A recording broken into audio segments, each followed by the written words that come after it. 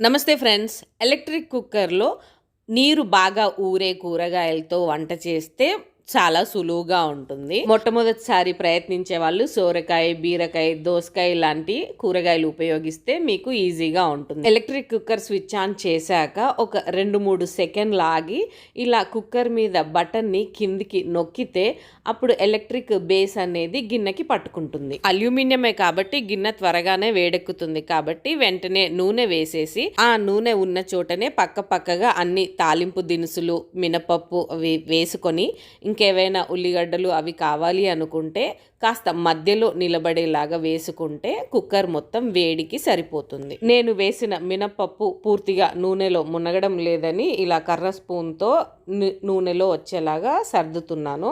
అలా 1 నిమిషం పాటు వదిలేసి నేను బీరకాయ ముక్కలు కోసుకుంటుంటే బటన్ రిలీజ్ అయిపోయి కుకింగ్ మోడ్ నుంచి వాము మోడ్కి వచ్చేసింది. చూడండి, ఈ లోపు పోపు చక్కగా వేగిపోయింది. ఇప్పుడు కోసుకున్న బీరకాయ ముక్కలు, ఉప్పు, పసుపు, అలాగే నేను పోపులో కరివేపాకు వేయటం మర్చిపోయాను. ఇలా అన్నీ వేసేసుకొని మూత పెట్టుకొని మళ్ళీ కుకింగ్ మోడ్కి బటన్ని సెట్ చేసి పెట్టాలి. ఇలా ఎలక్ట్రిక్ కుక్కర్ మీద వండితే మనం స్టవ్ మీద వండిన దానికన్నా త్వరగా కూరలు ఉడికిపోతాయి. మూత పెట్టేశాక కుక్కర్లో నీరు ఊరి ఉడకడం తగ్గటం అనే శబ్దాలన్నీ మనకు అర్థమవుతూ ఉంటాయి.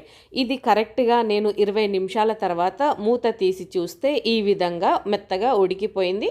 చాలా కొద్ది నీరు మిగిలి ఉంది. సో ఎక్కువగా మాడదు. మనం గరిటెతో ఇలా అంటే కూడా మనకి అడుగంటింది కూడా వచ్చేస్తుంది. అది మాడు కాదండి, కాస్త మనకి ఇండక్షన్ డైరెక్ట్గా ఉండటం వల్ల అలా అనిపిస్తుంది.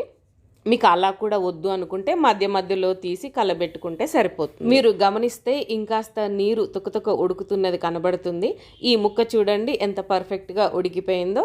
నేను ఇలా కొద్దిగా ఎసరు ఉన్న సమయంలోనే కారపొడి మరియు నువ్వుల పొడి వేస్తాను. ఈ వంటలో నువ్వుల పొడి ఇష్టం నాకు. మీరు నువ్వుల పొడి బదులు మీకు నచ్చిన కూర కారం పొడి ఏదైనా కూడా వాడుకోవచ్చు.